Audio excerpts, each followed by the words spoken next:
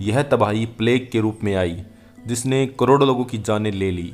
आइए इतिहास की इस भयावह त्रासदी के बारे में आपको कुछ बताते हैं। बीमारी कैसे फैली? बीमारी फैलने को लेकर कई थ्योरी दी जाती हैं। एक में तो यह माना जाता है कि जानवरों से यह बीमारी आई, वहीं दूसरी थ्योरी में यह माना जाता है कि बीमारी इंसान से ही इंसान के बीच में फैली। बीमारी पहले चीन, मिस्र और ईरान से होते हुए पश्चिम के देशों में फैली। प्लेग का बैक्टीरिया संक्रमित इंसान के अहम अंगों को भारी नुकसान पहुंचा देता है। दोस्तों, संक्रमित लोगों को फोड़े पड़ जाते थे जिससे खून और मवाद निकलता रहता था। इसके अलावा बुखार, उल्टी, दस्त और भयानक दर्द इसके लक्षण थे। लोगों को खून की खांसी भी होती थी। बीमार आदमी की 5 से 7 दिन में मौत हो जाती थी।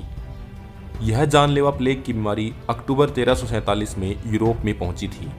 काले सागर से आकर 12 जहाज सिसिली के बंदरगाह मैसिना पर रुके हुए थे। बंदरगाह के डाक पर जमा लोग उस समय स्तब्ध रह गए जब जहाज के ज़्यादातर नाविक को उन्होंने मरा हुआ पाया। जो जिंदा बचे थे वे बुरी तरह से बीमार थे।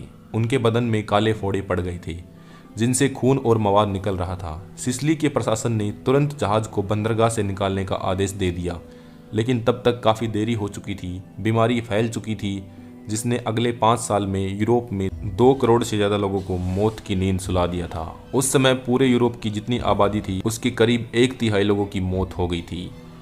बीमारी को लेकर लोगों में एक अजीब तरह का खौफ फैल गया था। बीमारी का सटीक कारण नहीं मालूम होने की वजह से कुछ लोग अंधविश्वास का सहारा लेने लगे थे। उस समय उपचार के अधिक साधन भी उपलब्ध नहीं थे। अंत में तो लोग अपनी अपनी जान बचाने में लग गए। डॉक्टरों ने मरीजों को देखना छोड़ दिया था। धर्मगुरुओं ने अंतिम संस्कार करने से मना कर दिया था। दुकानदारों ने अपनी दुकानें बंद कर ली थी। कुछ लोग शहरों को छोड़कर वीराने में भाग गए थे, लेकिन वहाँ भी बीमारी ने उनका पीछा नहीं छोड़ा। जब किसी चीज़ का इंसान को कारण समझ नहीं आता तो वह अटकलें लगाना शुरू कर देता है। यही ब्लैक डेथ के साथ भी हुआ। उस समय बीमारी का कोई सटीक कारण तो पता नहीं था। ऐसे में लोगों ने उसे भगवान का कहर बताया। लोगों का मानना था कि समाज में व्याप्त बुराइयों जैसे लालच, इस निंदा, व्यभिचार और दुनिया के प्रति अति मोह की वजह से बीमारी फैली है। उनका यह भी मानना था कि समाज के अंदर कुछ लोग ऐसे मौजूद हैं जिनकी वजह से यह समस्या पैदा हुई, और अगर उनको समाज से निकाला नहीं गया तो यह बीमारी और महामारी और फैल जाएगी। इसका नतीजा यह हुआ कि 1348 और 1349 में हजारों यहूदी लोगों को मौत के घाट उतार दिया गया। यहूदियों के अलावा समाज के अन्य लोगों को भी इस अंधविश्वास का शिकार होना पड़ा था। कुछ लोग खुद को कोड़ा मारते थे ताकि भगवान से उनको माफ़ी मिल जाए। लोग समूहों में भी खुद को कोड़े मारते थे। यह सब भगवान से क्षमा मांगने के नाम पर हो रहा था। 14वीं सदी के 5वें और 6ठे दशक में प्लेग की महामारी ने यूरोप में मौत का दिल दहलाने वाला तांडव किया था। इस महामारी के कहर से यूरोप की 1/3 आबादी काल के गाल में समा गई थी। लेकिन दसियों लाख जान लेने वाली ये बीमारी और ये महामारी कई यूरोपीय देशों के लिए वरदान साबित हुई थी। अपने नागरिकों की इतनी बड़ी तादाद में मौत के बाद बहुत से देशों ने खुद को हर लिहाज से इतना आगे बढ़ाया कि वो आज दुनिया के अमीर देशों में शुमार होते हैं।